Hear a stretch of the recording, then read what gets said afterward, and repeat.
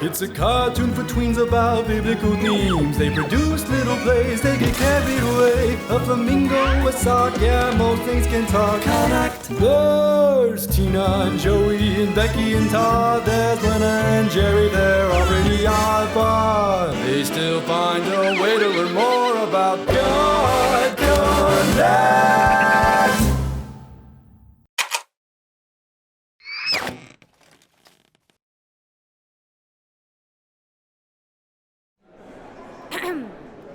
Ladies and gentlemen, welcome to the show of all shows. Prepare to feast your eyes on the most amazing, enthralling, spellbinding, mind-blowing... Heads up! Oklahoma, that hurts. Prepare your ears to hear the greatest story that ever was and is. God's big story. Welcome to... Oh, boy! Becky, are we insured? One moment, ladies and gentlemen. A moment, please. What are you doing? Well, I'm sorry, but things are falling apart. Are you trying to back ruin here. the show? First, the set fell over. You're off to a And great the start. Piano in the rafters. Just get out there. I was trying to load the chicken cannon. Chicken?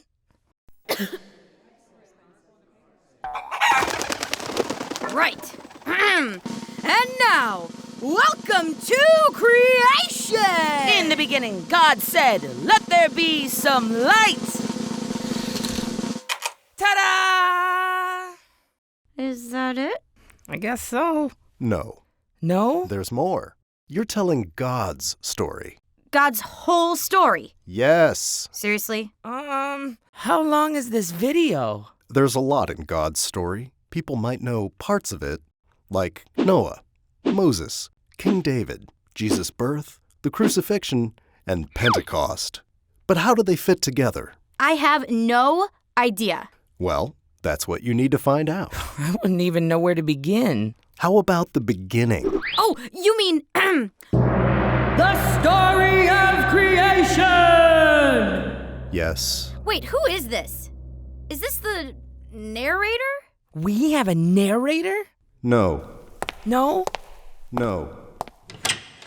Hello? Hello? But how will we know what to do? Aha! Ah-ha-ha-ha. Look at this. After God said, "Let there be light," God made a whole ton of things. You're right. There was water. And God saw that it was good. God made the planets and moons, asteroids, and the whole cosmic cosmos. Copy that, Houston. It is good. Whoa! Then God made the grass It and is flowers good. and trees good. and It is rocks good. and You're good. cows. It is. It is. More than one octopus. Good, good, good. Flamingos, You're good. chickens, You're good. Good, good. orangutans, You're good. worms, and badgers. You're good. You're good. God made it all. Including people. Oh. Then God looked at everything, all that had been created, and said, "It is good." The end. Thank you. Thank you. very Thank much. you. You're a Thank you. beautiful Thank you. crowd, Really. Absolutely. Thank you. Excuse me. That's not the end. Did it just talk? Yep. Yes, God made it all, but God is still making it all. What, did you just say God is still making it all? Yes. But it's all already here. God is constantly creating. There's new stars forming, new planets, new lands rise up out of the sea. Every year there's new grass, new trees, and babies. Lots and lots of babies. Aww. Baby. Yeah, I'm adorable. Now, would you put me down, please? And God isn't just making some things new. God is working to make all things new. To make all things new. Got it. All things? Yes, all things, all the time. Wow. And is that good too? Yes. Brilliant. Uh-oh. Oh. Ah! Are you the narrator? No, I'm a flamingo. Oh, okay. Is this the end? No, Todd. I think this is just the beginning. We have the whole rest of God's big story ahead of us. Awesome! Can't wait. I know! Isn't it exciting?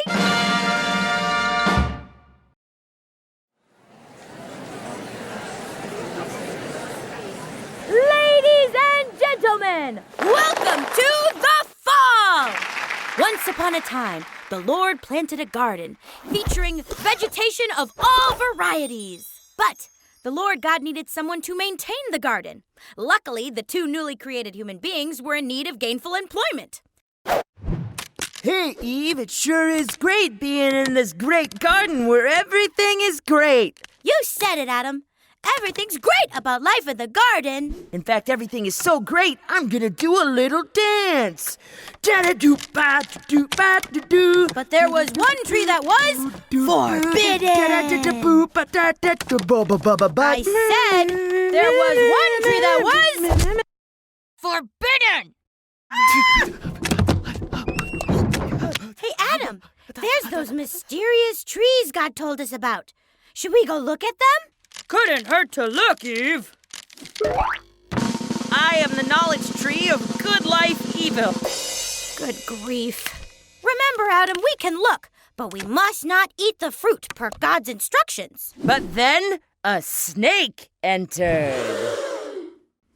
Did God really say you'd die if you ate the fruit?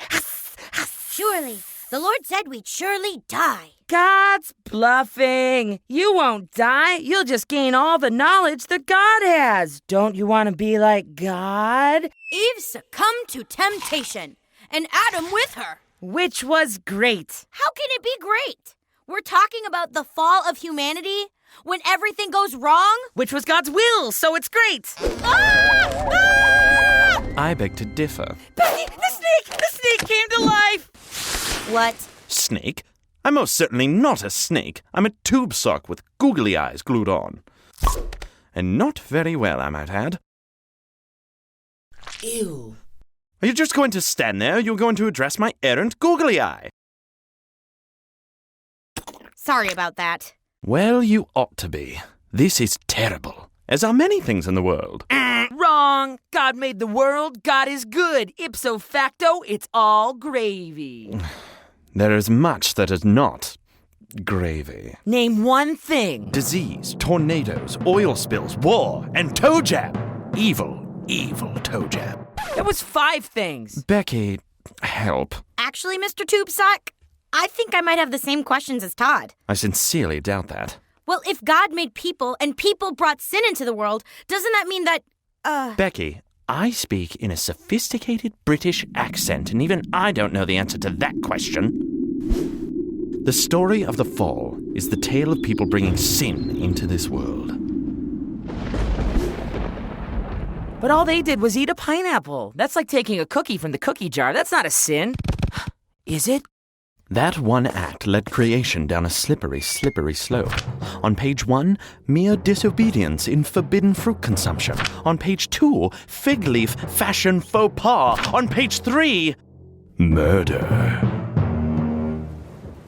And from there, sin grew rampant, spreading throughout the land as humans spread throughout the land. Humans had fallen, and along with them, all of creation. You are doomed, all of you. Not me. I didn't eat any fruit. Adam and Eve did. Their problem, not mine. The sins of humanity are humanity's problem, Todd. God must not want anything to do with us? I don't want anything to do with me. We have much in common. Were I in charge, I would smite your entire wretched race in an instant. Are all my socks bent on world domination? To varying degrees. Humanity's relationship with the Lord has been damaged, but God remains resolute in repairing the schism between God and all of creation. Why? Why would God work so hard at making this work? Because of that pesky thing called love. God loves us? Apparently. Aww. So, stop me if I'm taking the wrong thing away from this, but the fall of humanity was an isolated incident with few lasting repercussions or consequences. Todd, have you been paying attention in the slightest? No. I see. Take a step to the left, will you?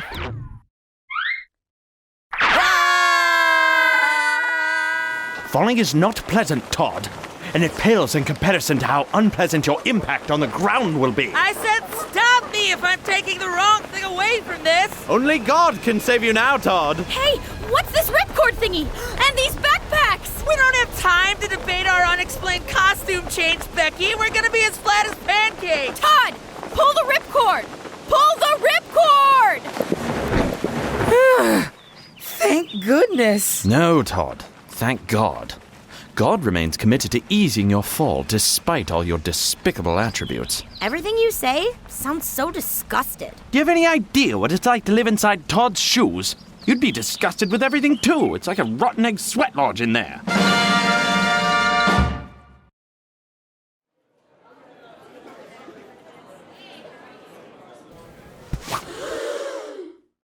Oh no, here comes God, and I'm naked. I better hide. I said, here comes God. Where are you? I heard you in the garden, and I'm kind of freaked out because I'm naked, so I hid. Who told you were naked? Did you eat from the forbidden tree? Alas, yes, I and my lady friend dined on the sweet, forbidden flesh of knowledge, per the serpent's recommendation. Because you have done this, cursed is the ground because of you. Through painful toil, you will eat food from it all of the days of your life. Becky, you gotta get it together. I'm more comfortable being the weak link. He's dead! Who's dead? Isaac Blaze is dead! Your fire-bellied newt? I went to check on him in his aquarium this morning, and he was just floating there, fire belly up. Do you want to talk about it? I want to have a memorial. Right now? Yes, right now. Isaac Blaze was a fire-belly newt and a dear, dear friend. For 6 years, he resided in the aquarium located in my room on top of my dresser. We loved each other dearly. And now, Isaac's best friend, Rembrandt Amsterdam III, would like to say a few words in remembrance. Thank you, thank you, thank you. You look like a lovely crowd. Speaking of looking, what do you call a fish with no eyes? Rembrandt Amsterdam III! How can you make jokes at a time like this? Becky, my friend, how could I not? Isaac was flushed only this morning! Flushed? I was flushed. We've all been flushed in one way or another. And most of the time, you don't see it coming. Man, your goldfish loves you. I'm a lovable guy. He'd probably stop loving you if you stopped feeding him. Man, this fish loves me so much that I could flush him down the toilet and he'd come back to get flushed again. You want to bet? You're on.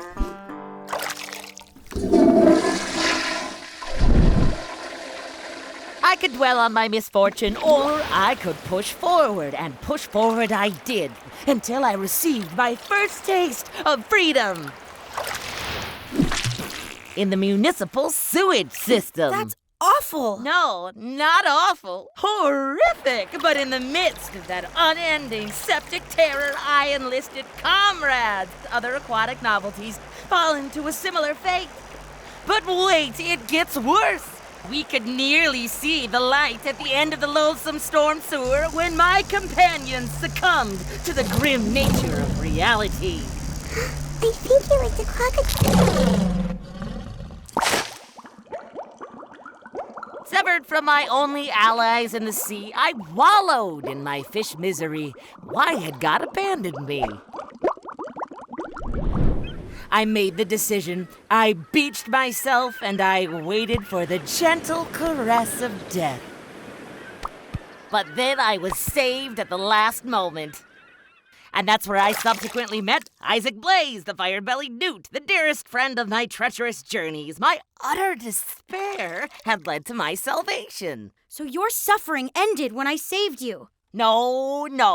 Suffering doesn't end. It's ongoing. I'm suffering right now. I'm in a plastic bag and 16 ounces of tap water paying tribute to my dead best friend. I hate to call rock bottom prematurely, but I am a species of limited imagination. How are we supposed to move forward when it just means more pain and more anguish and more dead starter pets? In times of trouble, I look to the wisdom of Psalm 22. Do not be far from me, for trouble is near, and there is no one to help. I feel better already. I don't. Ah, but there's another part to that psalm. It also appears in Matthew 27:46. My God, why have you forsaken me? You know who said that? Matthew. He was quoting someone. His name starts with a J. Joseph. No. Jonah. No. Dr. Seuss. Ah, Jesus. Jesus said it. Jesus. I was gonna say Jesus. But that doesn't make any sense.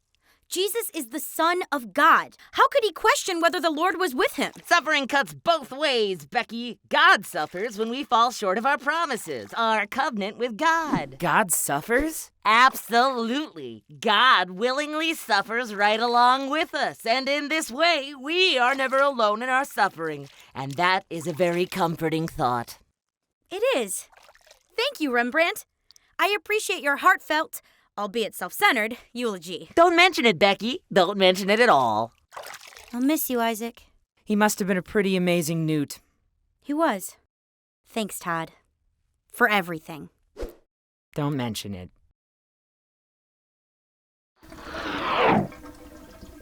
I don't think he's coming back. Give him a minute.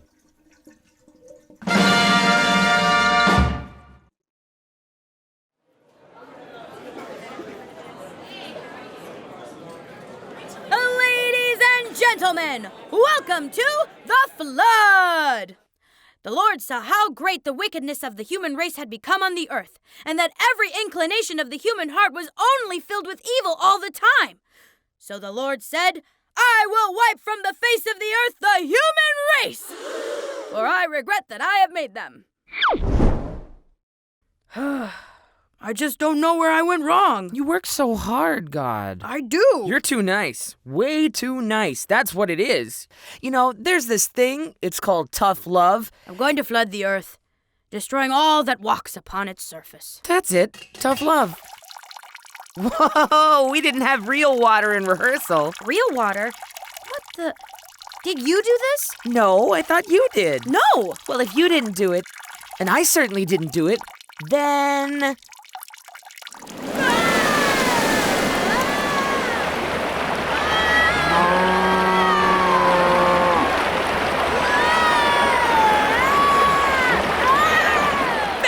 Becky, why is this happening? Oh, yeah.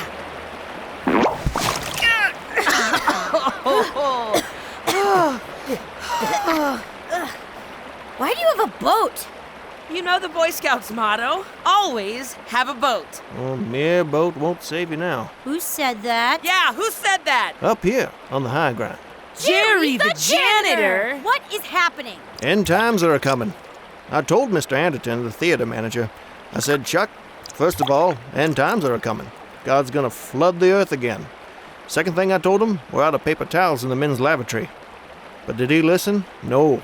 People having to wipe their hands on their pants. That is no way to run a theater. Yeah, he could have at least installed hand dryers. Jerry, you think this is God flooding the world again? Absolutely. I'm burning all my bridges. Mr. Anderton, it's Jerry. I'm not cleaning your theater anymore, Chuck. You can take your $7.75 an hour and use it for something else, 'cause I quit. Man, that felt good. Is the world so wicked that God had to resort to wiping out humanity again? The time of reckoning is upon you. Your species is doomed. Doomed! I cannot believe that God would just do this to us again. I just don't think we deserve it. Oh, you don't think we deserve it? Oh, that's reason enough to discount God's wrath. You disagree with me, Mr. Flamingo? I agree with your general conclusion. However, I disagree with the methodology used to reach the conclusion. Me too. I disagree with the Mephistopheles used to reach the conundrum. Todd, don't. Don't? Just don't. Mr. Anderton, it's Jerry. I drank all your root beer and I don't care. It should be enormously clear to even the most amateur biblical scholar that this is not God's handiwork. You see, there's this little book known as Genesis, chapter 9. Oh, there you go, bringing the Bible into it. After the flood, God established a covenant with all of creation, vowing to never destroy it quite so thoroughly ever again. A lovely example. Whenever the rainbow appears in the clouds, it serves as a useful reminder of the covenant that was established. Oh, that's hogwash. God's changed the divine mind plenty of times. Well, just look at the story of Jonah. God has reversed positions in the past, this much is true, but only toward the side of compassion and forgiveness. I don't buy it, talking bird. I don't buy it at all. I'm a bird who happens to talk. I am not a talking bird. Good day. Well, then where did all this water come from? Don't look at me. I wasn't looking at you. 2/3 of the earth is water, Becky. I know that. I mean this water. Well, I don't want to point any fingers, but 75% of you is water. What are you talking about? It just seems like a big coincidence is all. Well, Mr. Anderton, Jerry again. Todd, you're acting weirder than usual. Take that back. Todd? Did you flood the theater? Technically, the water is flooding the theater. Todd! I admit it, I flooded the theater, for I looked upon this audience and saw a great wickedness, and it was time to wipe the theater clean. And I was doing pull-ups on the water pipe. Why were you doing pull-ups? I wanted to look ripped when I played the angel. You have fake muscles. Wait, Todd! If it's a burst pipe, we just need to turn off the water and repair the pipe. Oh yeah, Becky, there's just some magical wheel we can spin that will just magically... Done! Touché. We were foolish to think this was God's wrath. I know, right? We just have to remember that God's commitment to us is greater than any commitment we can make. Seriously, we could be total flakes. Hey, Jerry, you can come down. It isn't end times. It was just a burst pipe. You sure? Uh-huh. That's no good. Mr. Anderton, Jerry here. Disregard those prior messages. Keep up the good work.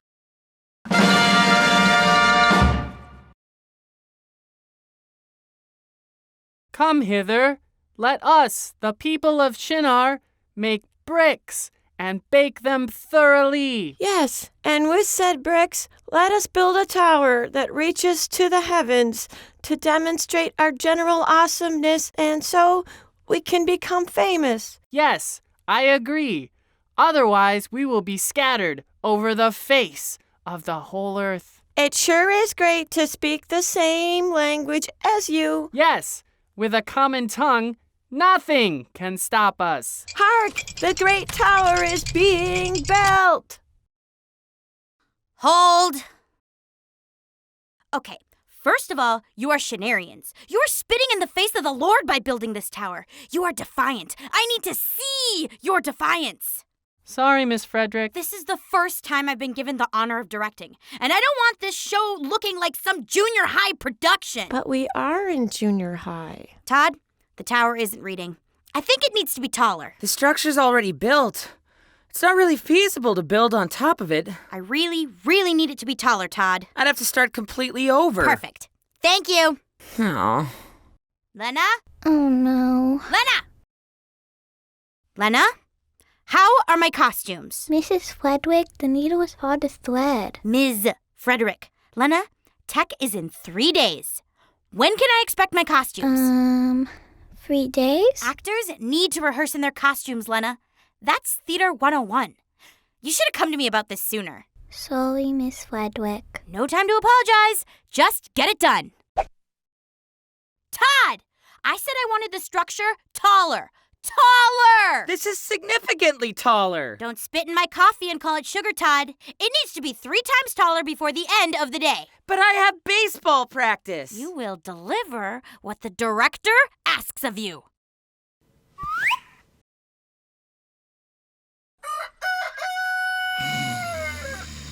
Taller. Let's make it taller. Don't hurt me. Todd! what? Progress report! Morning, Becky.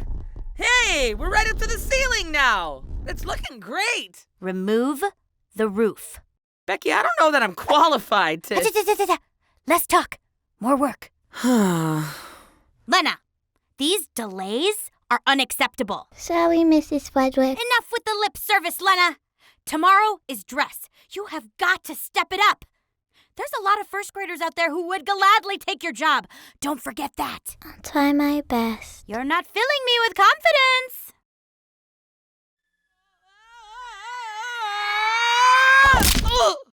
You all right, Todd? I think so. Then it's not tall enough. Jerry, where's Lena? She had to go home. Her mother pulled her from the production because it was interfering with her schoolwork. She made a promise to this production.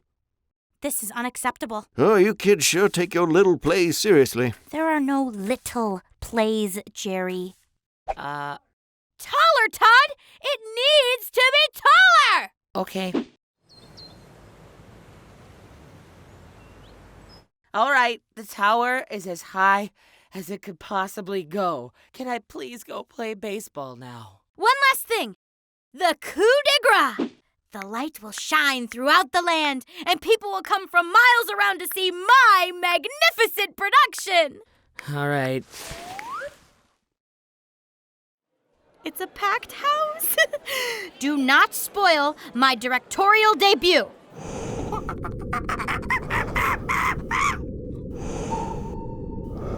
Ladies and gentlemen, welcome to the Tower of Babel. When I decided to tackle this subject, many praised...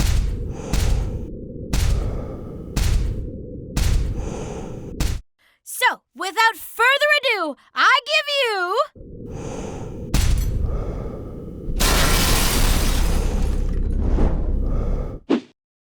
The Tower of Babel!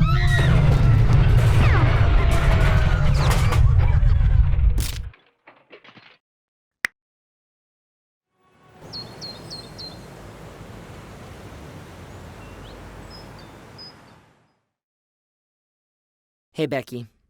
Hi, Todd. I kinda went mad with power, didn't I? Yeah. I'm sorry for all the havoc I caused. You a bad costume designer. A bad costume designer. I was so focused on making a name for myself that I lost sight of what's important. I like doing the plays with you, Becky, but they're a lot more fun when we just get up there and, have fun. We don't need big sets or special effects to tell God's story. You're right, Todd. I should be glorifying God, not myself.